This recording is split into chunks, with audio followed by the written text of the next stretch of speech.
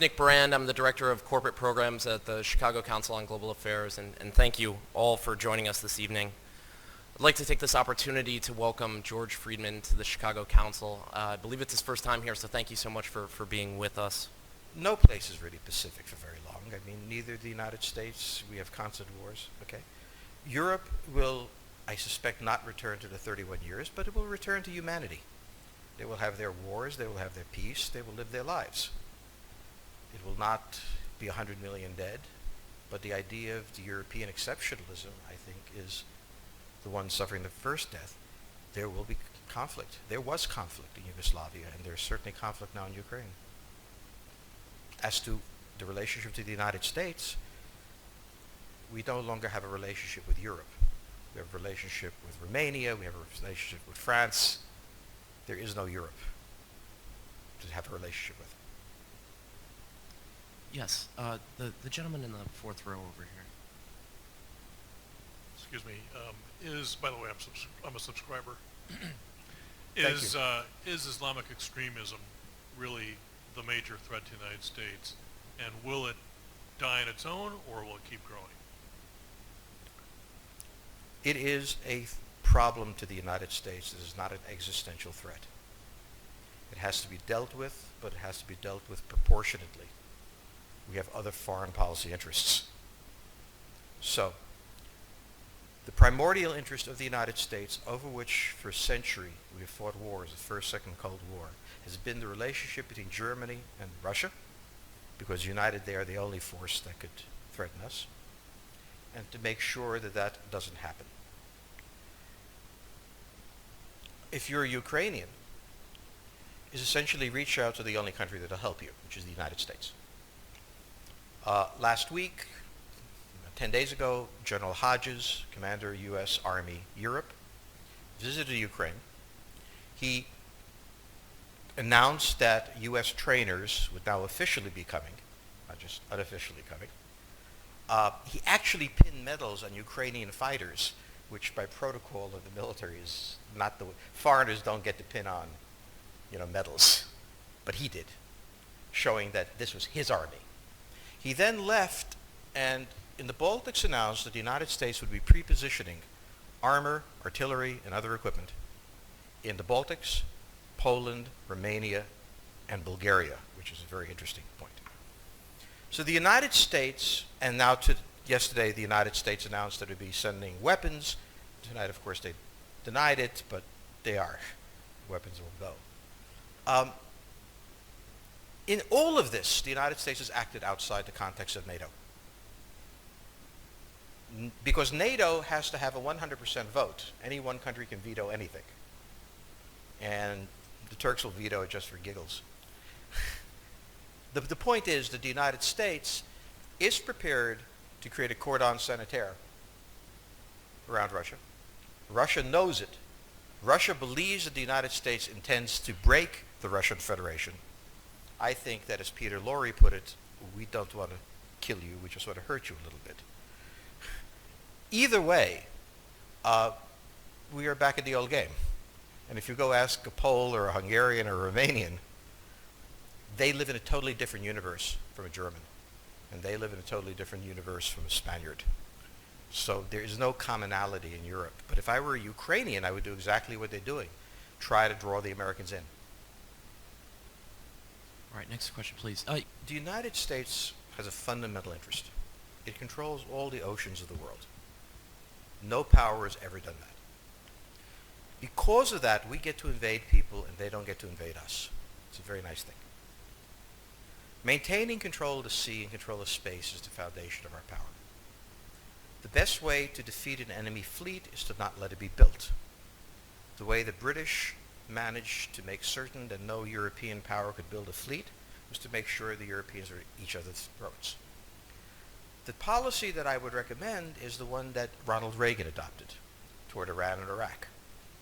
He funded both sides so they would fight each other and not fight us. This was cynical. It was certainly not moral. It worked. And this is the point. The United States cannot occupy Eurasia. The moment the first boot sets the ground, the demographic differential is we are totally outnumbered. We can defeat an army. We cannot occupy Iraq. The idea that 130,000 men would occupy a country of 25 million, well, the ratio in New York of cops to citizens was greater than we had deployed in Iraq. So we don't have the ability to go across, but we do have the ability to first support various contending powers so they concentrate in themselves with political support, some economic support, military support, advisors, and in extremis do what we did in Japan, in Vietnam, in Iraq, and in Afghanistan, spoiling attacks. The spoiling attack is not intended to defeat the enemy. It's intended to throw him off balance. What we did in each of these wars, in Afghanistan, for example, is we threw Al-Qaeda off balance. The problem we have, since we're young and stupid, is that having thrown them off balance, instead of saying, okay, job well done, let's go home, we said, well, that was easy. Why don't we build a democracy here? This was the moment of dementia that came in. The answer, therefore, is the United States cannot constantly be intervening throughout Eurasia.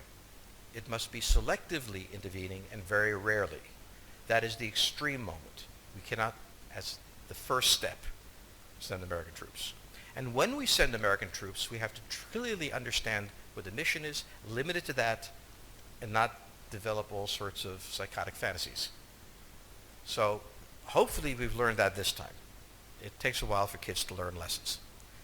But I think you're absolutely right. We cannot, as an empire, do that. Britain didn't occupy India.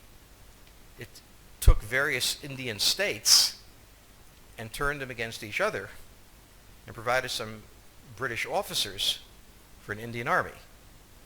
The Romans did not send vast armies out there. It placed kings like, various kings it created under the emperor, and those kings were responsible for maintaining the peace. Pontius Pilate was an example.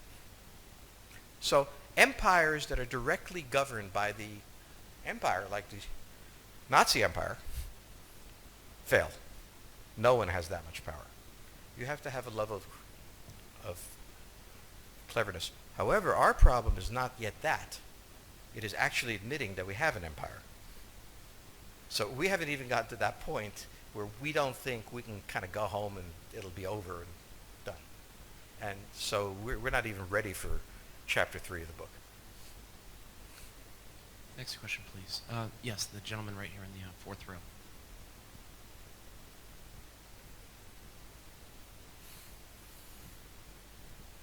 So I infer from your comments that the euro as the currency will not survive.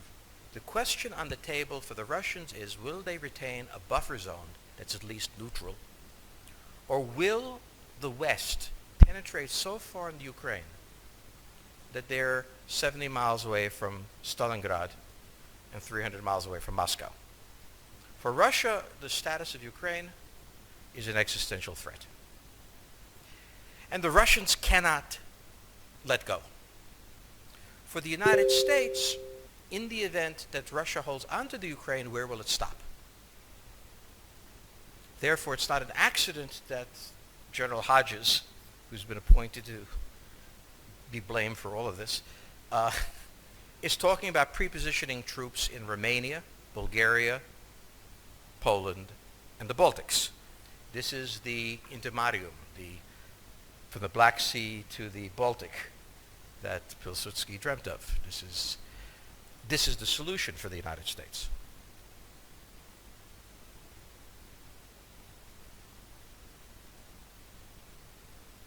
The issue to which we don't have the answer is, what will Germany do?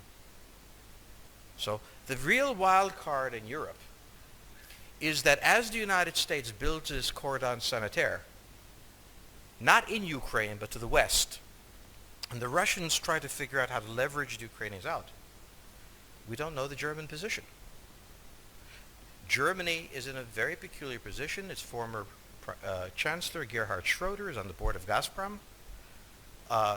They have a very complex relationship to the Russians. The Germans themselves don't know what to do. They must export. The Russians can't take up the export. On the other hand, if they lose the free trade zone, they need to build something different. For the United States, the primordial fear is Russian capital, Russian technology, German technology and German capital, Russian natural resources, Russian manpower, as the only combination that has for centuries scared the hell out of the United States. So how does this play out? Well, the U.S. has already put its cards on the table. It is the line from the Baltics to the Black Sea.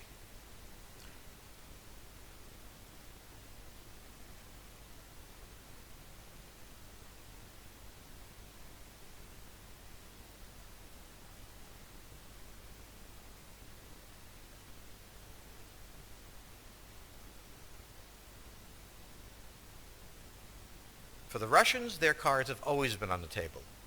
They must have at least a neutral Ukraine, not a pro-Western Ukraine. Belarus is another question. Now, whoever can tell me what the Germans are going to do is going to tell me about the next 20 years of history. But unfortunately, the Germans haven't made up their mind. And this is the problem of Germany always. Enormously economically powerful,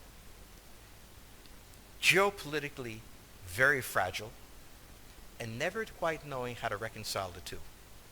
Ever since 1871, this has been the German question, the question of Europe. Think about the German question, because now it's coming up again. That's the next question that we have to address. And we don't know how to address it. We don't know what they're going to do.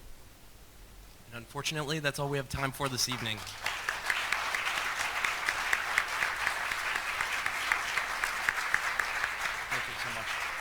Thank you so much, George Friedman. He'll be signing copies of his book in the rear of the room.